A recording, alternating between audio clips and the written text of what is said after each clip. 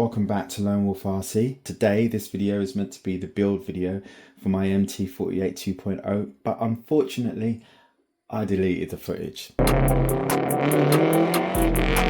So instead I'm just going to give a quick recap of what I've built. Starting off with the manual. The manual is absolutely amazing. If you've never ever built a kit before, feel free to jump into a Tekno build. The manual is super easy to follow. It has little size diagrams of all the screws.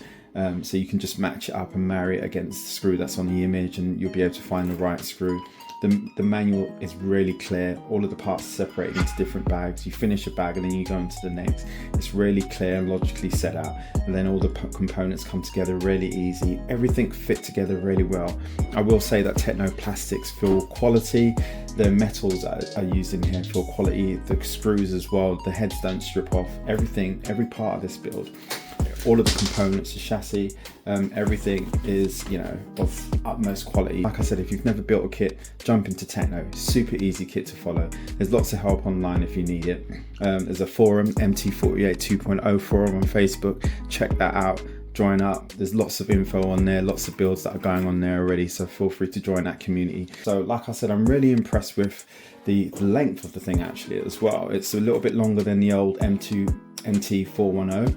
It's a really good size. It's more kind of like a truggy because it's also quite low slung as well. So I'm really interested to see how this is going to handle. The only thing I was a bit concerned about was the fact that the hinge holders, they're all made of plastic, and also the same with the shock caps, they're also plastic. I know that these have a history of popping off. I'm going to get some alloy ones at some point. I've ordered the ADU hinge holders, but they haven't come as yet.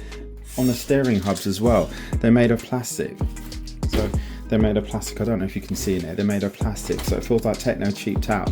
They either cheaped out or they did it for durability because plastic is more resilient to hard bashing, I suppose. Electronics, I decided to go with, I love my censored systems at the moment, so I decided to go with a Hobbywing Max 8 combo. To fit this in here, to make sure it doesn't rub against the center drive shaft, you just need to make sure that you install it first on the ESC mount that comes in the box with it, and then mount that mount to the Tekno MT410 mount, and then it lifts it up just enough so that it clears the drive shaft which is in there.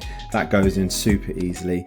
Then I've paired it with it's a 2250 kV motor, and I'm running this on a 17 tooth pinion. I think that's the largest size pinion that you can go, and I'm planning to run it on 4S. If that doesn't give me enough grunt, I'm happy to go up to 6S. The next video in the next few days is going to be me taking this out for a bash. In terms of the servo, I just went for an Amazon cheapo servo. It's a DS3235. It's 35 kg servo, so it's quite torquey, it's quite powerful, it's quick enough for a monster truck. In terms of the receiver that I've got in a receiver box, I've just gone with one of my Fly Sky receivers. It's an FGRS4, and that's just paired to my Noble MB4 radio. It sums up all of my electronics. Next, so upgrades. What are the upgrades that I've gone with on this? So I've got an ADU center brace. That was about £17 from AliExpress. Only took about a week and a half to come. That was quite quick actually. In the rear, I've got some rear braces. They were provided by Oktay. You can find him on Facebook. Yeah, so I got those parts from him. I also got from him these mudguards, which I think are absolutely amazing. They just look so good and so cool on there. They're just going to keep the rear end from getting too packed with dirt and stuff.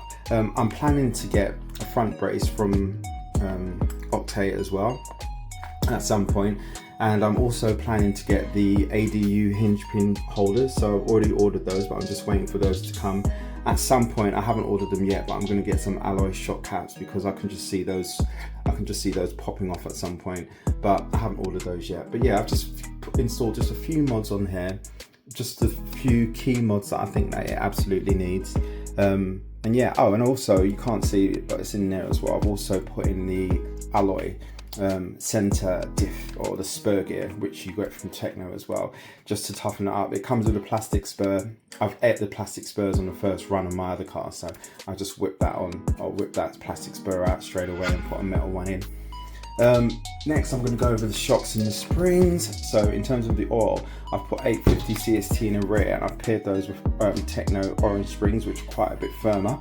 But in front I've gone with 1300 CST oil and the same Orange Springs. It gives me a little bit slower damping in the front because a lot of the landing I'm going to do is probably going to be from the nose down. So just to protect that front end, I've gone with slightly thicker oil, slightly looser oil in the back because I really want this back end to squat down and get traction when it's propelling the car forward. I've got about 250k oil in the center, so I'm really wanting this to have proper four-wheel drive motion. In terms of the wheels, these are Proline Badlands. You cannot get these anymore. You can get the tires, but you can't get the wheels. They're on a 3.8 Desperado rim, which I think is an absolutely amazing rim. So bodies, I don't know what body to go with.